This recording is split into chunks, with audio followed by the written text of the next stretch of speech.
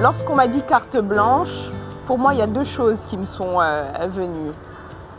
Un nouvel espace de liberté, de création, et une forte contrainte, qui est celle des murs, qui ne constitue pas mon espace favori, on va dire, mon espace de confort.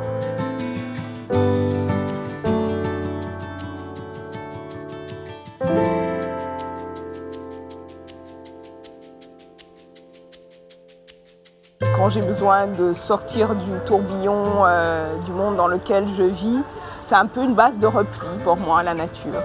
Et c'est aussi ce qui m'inspire dans mon art. Je crois que c'est pas par hasard que j'ai choisi aussi le land art plutôt que la peinture. C'est parce que je pense avoir un rapport particulier, parfois un peu fusionnel avec cette nature. Je m'y sens très bien en tout cas.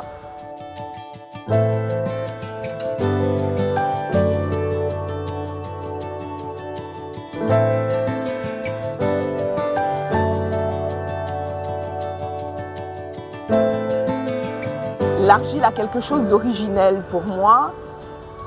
Et puis à travailler, elle a un contact très particulier. Elle garde tout le temps la trace de tout. Donc je trouve que c'est aussi, à la fois esthétiquement, mais aussi artistiquement, c'est un élément qui pour moi traduit l'empreinte de quelque chose, la trace de quelque chose.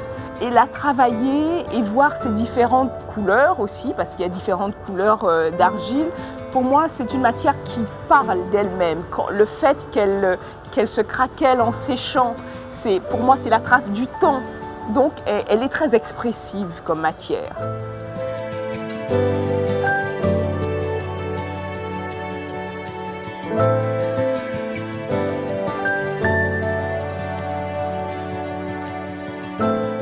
L'empreinte, c'est la trace du passage de l'homme. Je le suis à la trace.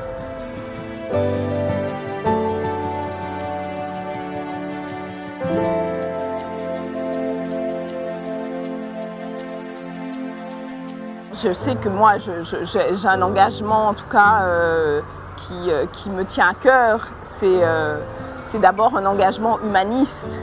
Et j'essaie en tout cas de porter, mais pas que dans mon art, mais voilà, dans ce que je suis, dans ce que je fais chaque jour, en tout cas des valeurs humanistes, parce que ça me semble important, surtout dans le monde dans lequel on vit aujourd'hui, qui en manque beaucoup.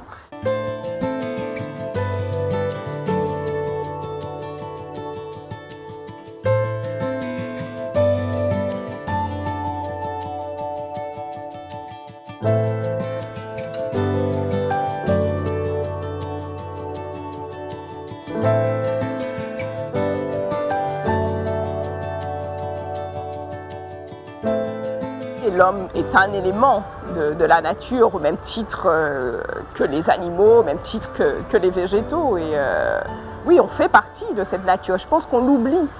On a l'impression que parfois, beaucoup de gens sont coupés et oublient qu'ils ne sont qu'un maillon de cette chaîne, de cette chaîne magnifique. Mais ils ne sont qu'un maillon. Sauf que c'est vrai que l'homme a cette part d'ombre.